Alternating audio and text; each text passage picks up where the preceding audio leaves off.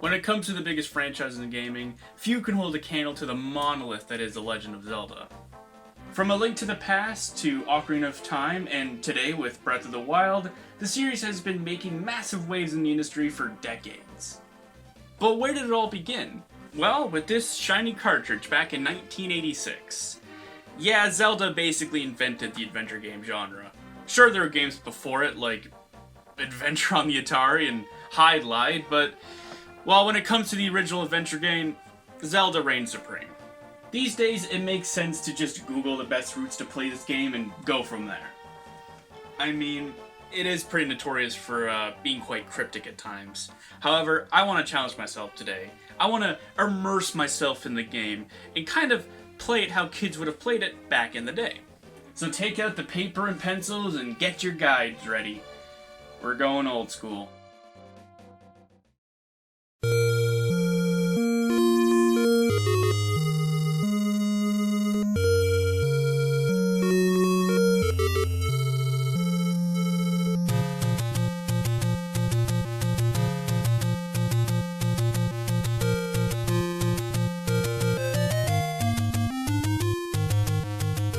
Alright, so I start up a new save file and give my guy a name. Yes, so begins the adventure of Dermot. Obviously, we all know the first course of action. It's dangerous out there, especially alone, so I take myself a sword. It's pretty flimsy and weak, but hey, beggars can't be choosers. Now that I'm armed by a weird old man in a cave, my adventure can now truly begin. My first goal is to get my bearings. Where am I and what the area is like around me?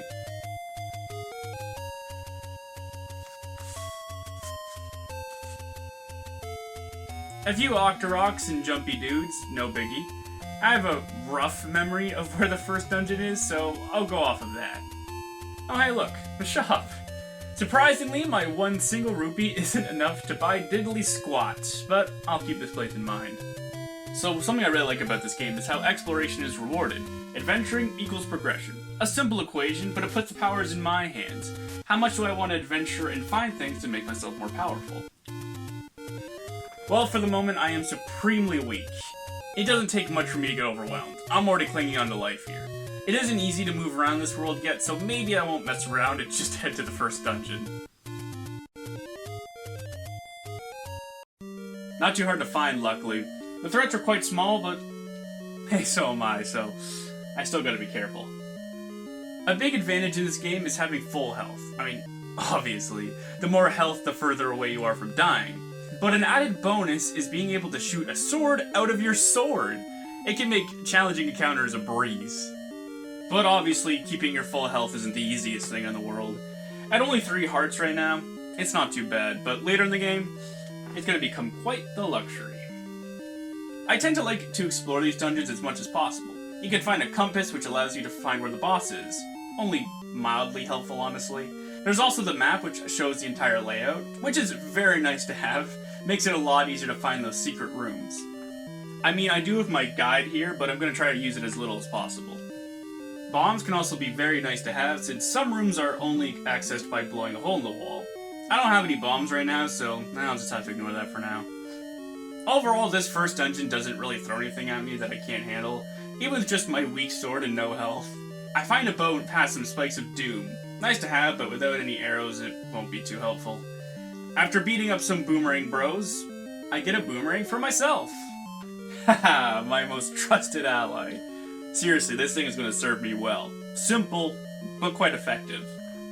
It immediately starts to pay for itself, as it easily helps me manage all these grabby boys and keep them at bay. After that, it is on to the boss. Kind of a generic-looking dragon, but hey, it's no match for my sword-shooting sword. Never mind, and my boomerang is worthless against it. Great. Just gonna have to deal with them the old-fashioned way. Just wailing at him. And down she goes, giving me another heart, which each boss is so generous to do. And with the first dungeon conquered, I grab my first piece of the Triforce.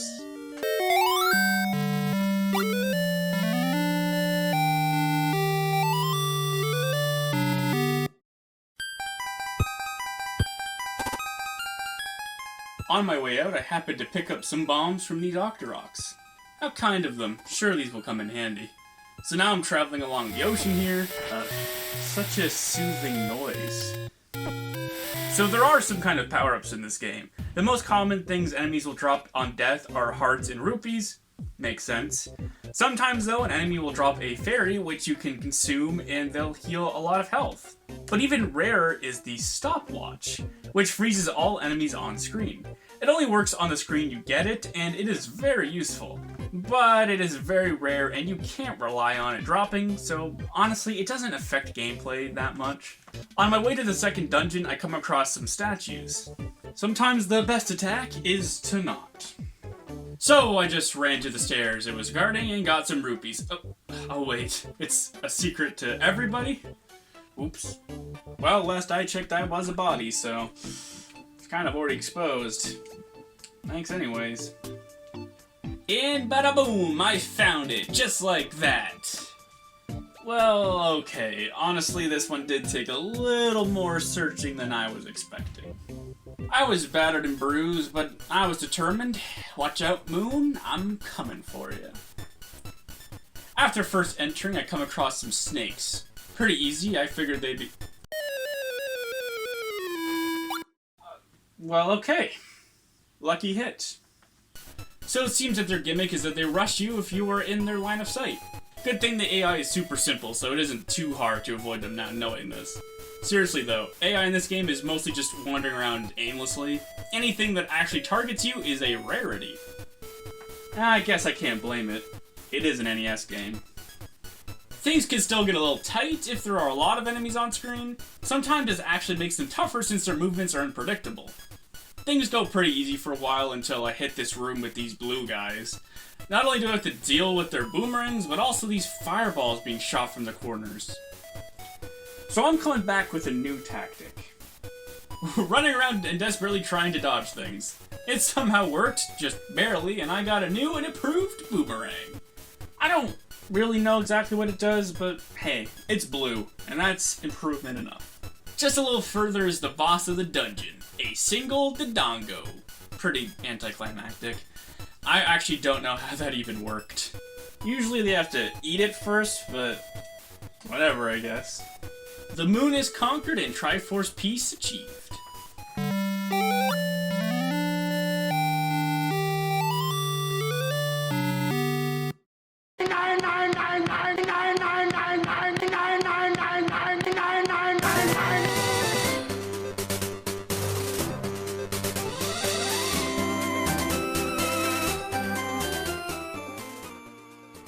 While exploring, I managed to find this hidden cave with an old man in it. Well, there really does seem to be quite a large portion of the population of the elderly people just hanging around in these caves and dungeons. He gives me a choice. Pick a lame potion or more permanent health. What do you think I chose? Now is a good time as any to mention the graphics. Yes, it is 8-bit, which comes with limitations, but I think this game has aged very well visually. Honestly, with NES games, they tend to look a little messy and jumbly on screen. Their ambitions to become more detailed and realistic are often a detriment to that very goal. But here that isn't a problem. Things are simple and clear, and you can tell what everything is meant to be. To me, this makes it more stylized than old.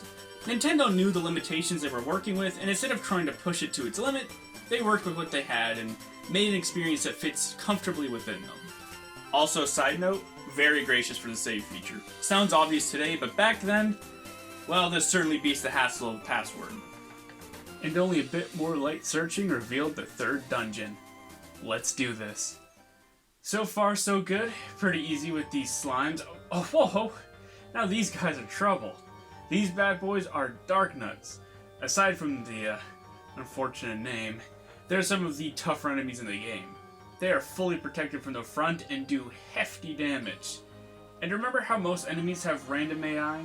This is where it can get tough. You can't predict how they'll move, so it is really hard to not trade blows. And unfortunately, they deal really, really high damage, especially compared to my dinky little sword.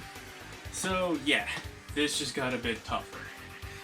Despite them being immune to all-reliable, I'm able to take them out with only minimal damage. Oh, that was only the first trial. Alright, time to focus up.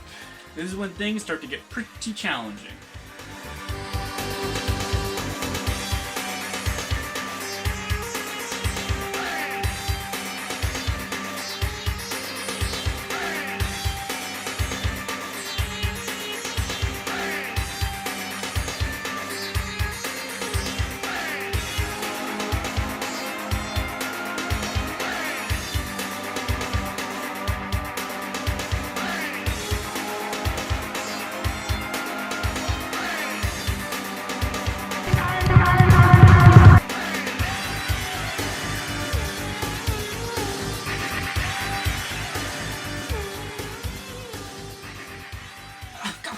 What the hell are those things? I mean, they look like some sort of radioactive skull.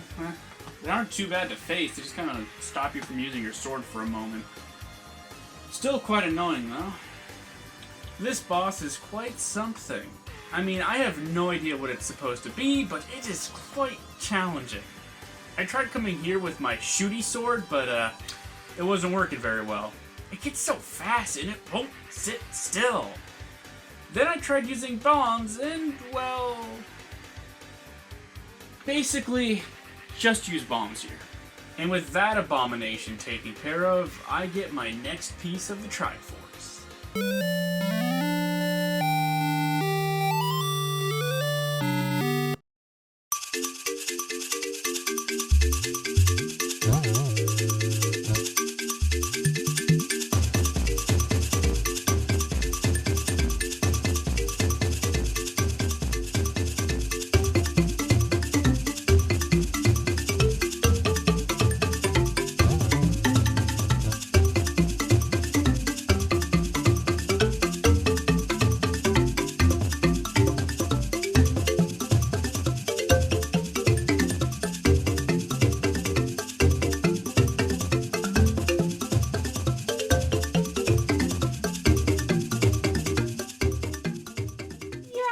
This will come in handy.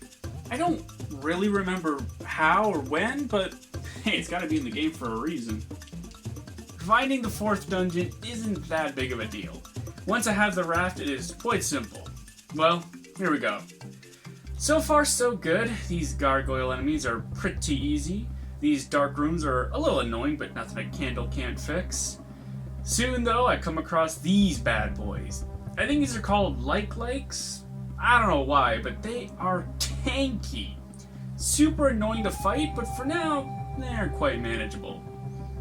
I am rewarded with a ladder. Or, well, whatever it is, the horizontal equivalent of a ladder. But it is really helpful. Really good for maneuvering around water. This guy again? Well, we all know how to deal with this. Bomb, bomb. Come on, stay still. Whoa now. Jeez, what a bugger. That's what I'm going to start to see more of. Bosses of previous dungeons just kind of popping up every now and again. Speaking of bosses, this two-headed freak is proving to be quite difficult. Come on, just kill him. It doesn't help that I only respawn with 3 hearts. And these guys are being really stingy with the health drops. You know what? Screw it, I can do it with only 3 hearts. But I got a tactic. Strike, sidestep, and strike. Sidestep and dang it! Oh, one more try. There's definitely a better way to do this. I'm just being a stubborn idiot.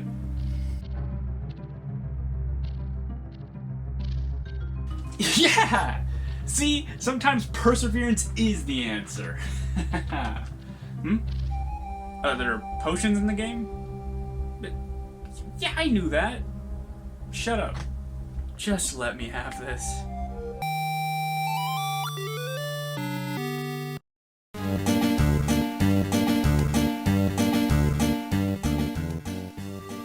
After that whole fiasco, I think I'm going to have to get a little stronger.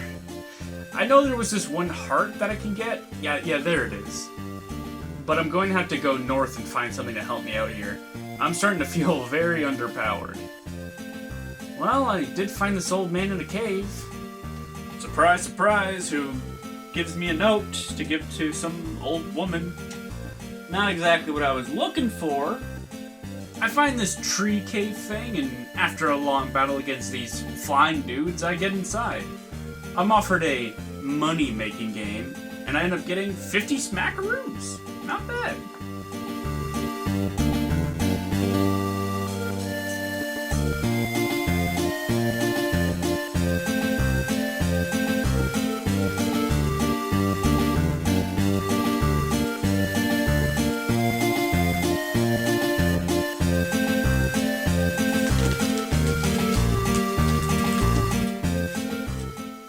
There's the cave I've been searching for, guarded by one of the toughest enemies in the game, Lionel's, a blue one at that. Rather than trying to fight it, I just avoid it for now, and here we go. I now have the white sword, which should give me that extra bit of strength I need. Let's go test her out. Oh. This is so much better, though. I'm just cutting my way through these bozos.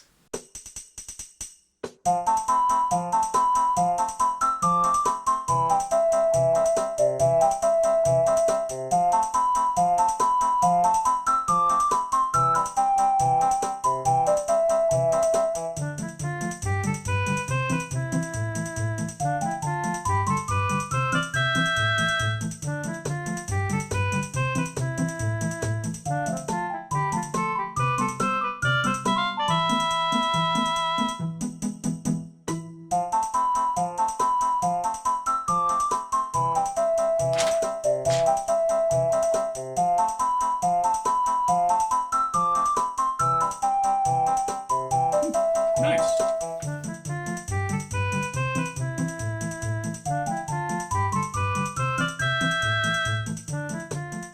Okay, so any road. Okay, so I'm looking for.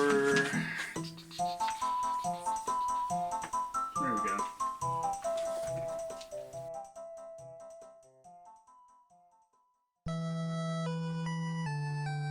And finally, there we are, the 5th dungeon.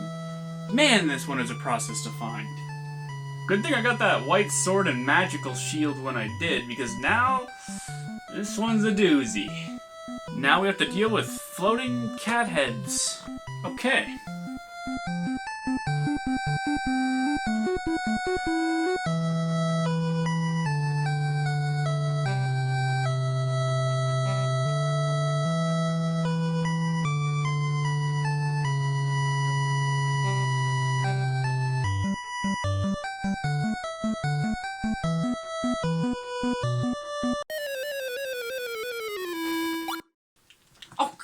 On! What is this sword-proof, boomerang-resistant, explosion-immune eyeball freak? That was everything I had! What am I supposed to do? Throw my raft at him? Stepladder him to death?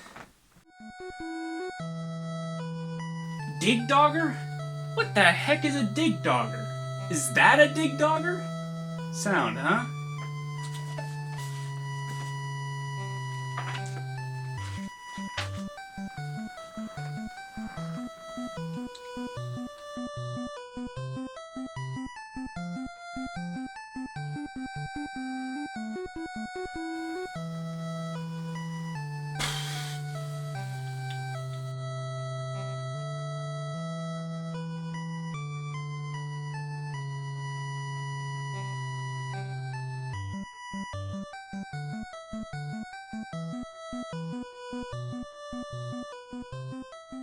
Oh, thank God. And my reward is a stupid flute. Great. Screw you, Dig Dogger. Get back here, you little runt. Yeah. Yeah, take it. Yeah.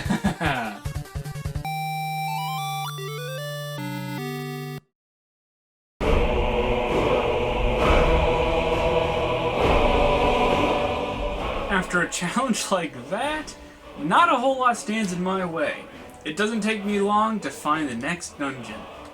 So this dungeon introduces Wizrobes, which I think are the most annoying enemies in the game. Just teleporting around and blasting you. The orange ones aren't too bad once you get their pattern. They teleport on the same column or row that you're on, so it's all about juking them out and getting beside them. But just you wait, the blue ones are nasty.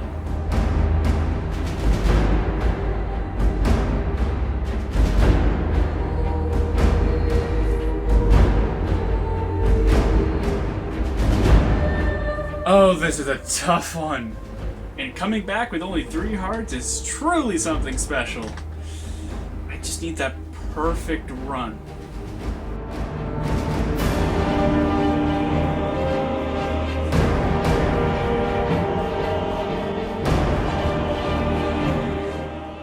This isn't even the end of the gauntlet. This stupid dragon guy is just chilling here.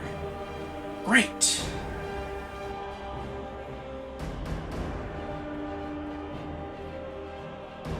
At least it won't respawn, but every heart, every room I get past, every enemy, I'm just scraping by. This is just brutal, but I am determined to win. I won't let this dungeon beat me.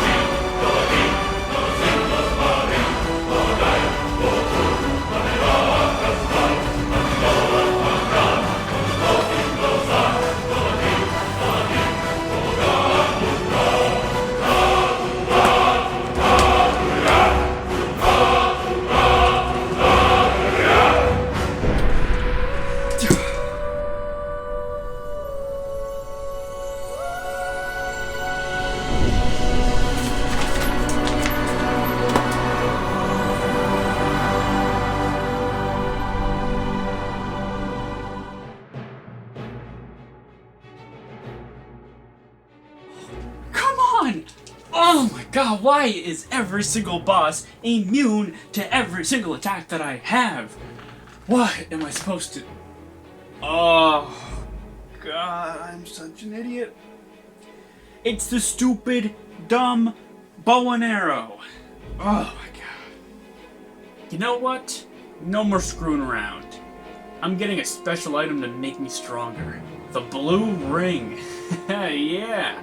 It'll make me more durable, and then I'm gonna go and smoke that boss. Now time to slay that Cyclops spider. Even with this ring, these Wizrobes hit like a truck. Yes! Finally! I have conquered the 6th dungeon! After a challenge like that, nothing can stand in my way.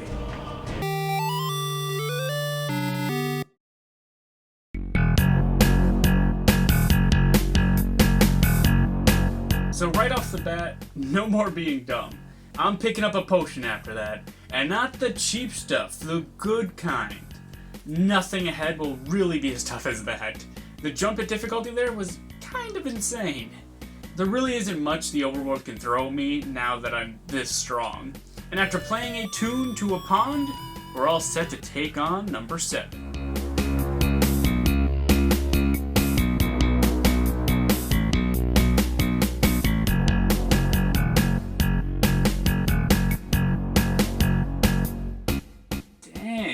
This ring just put the game on easy mode. These goons don't stand a chance. And no sign of any Wizrobes yet. Wait, hang on. What's up with this guy? Oh, wait! The bait! There we go. I knew that was going to come in handy. This dungeon does sprinkle in bosses quite liberally.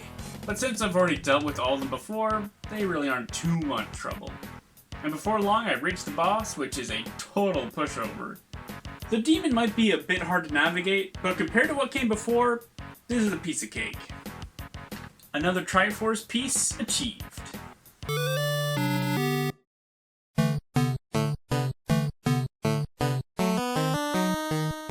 With my trusty chart, navigation is getting a lot easier.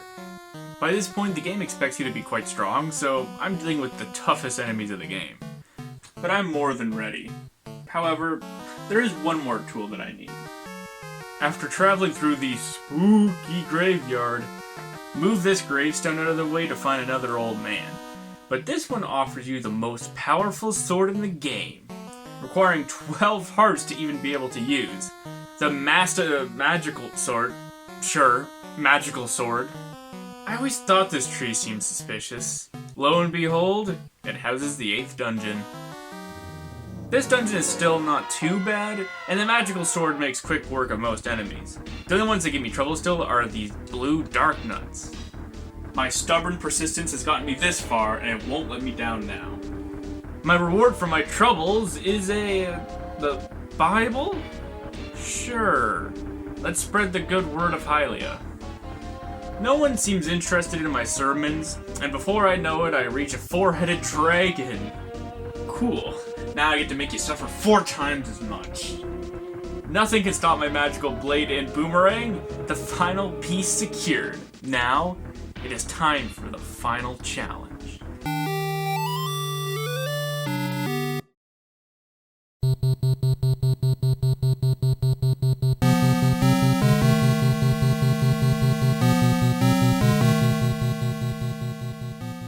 Nothing out here can really stop me. I'm as powerful as I can be. This dungeon is throwing everything at me. Whiz robes everywhere. You know the game means business when it brings out a new track for it. There's only like 3 in the game, and this dungeon has its own. These snake guys aren't too bad, but this bug circle thing is insane. But I won't give in. Also, Death Mountain loves spamming dark rooms everywhere. Not challenging, just tedious. Oh wow, I have to take out a candle every 2 seconds. Great.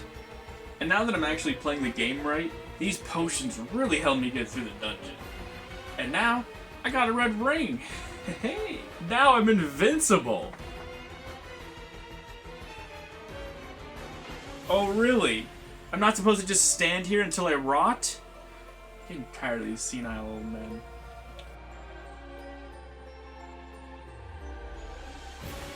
After a few more rooms of whiz robes and like lakes, I get my final weapon, the silver arrow. This is the key to defeating Ganon.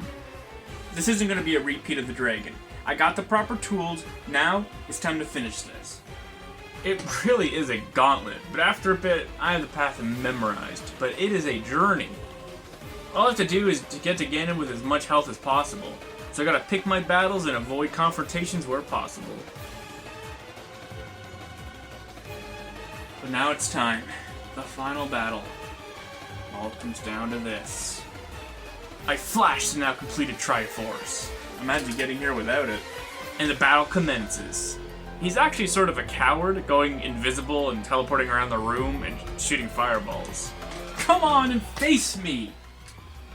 It might look like I'm swinging blindly in the air, but I'm actually trying to read his pattern.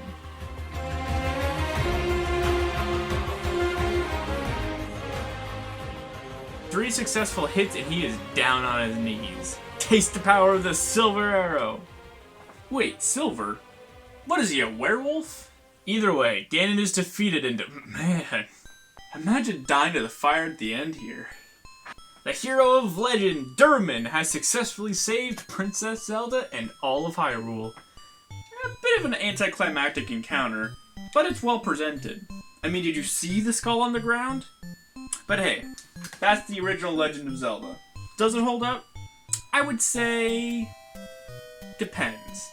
The graphics feel stylized and have aged very well. While there isn't a lot of music, it doesn't actually get too old. It captures the essence of adventuring perfectly. The overworld is varied and full of things to do, and each dungeon gives a great sense of progression. However, a big caveat with this game is that it really is best played with a guide. Sure, a kid in the 80s could spend hours burning every bush and blowing up every rock, but these days, it's good to give yourself an idea on where to go. But hey, it's still some of the best that the NES has to offer, and it's considered a classic for a reason. I think kids these days might be surprised at just how extensive the game is. And it's so easy to see why it spawned such a massive franchise. My biggest advice though, just use the potions. Don't be an idiot like me, just use the potions.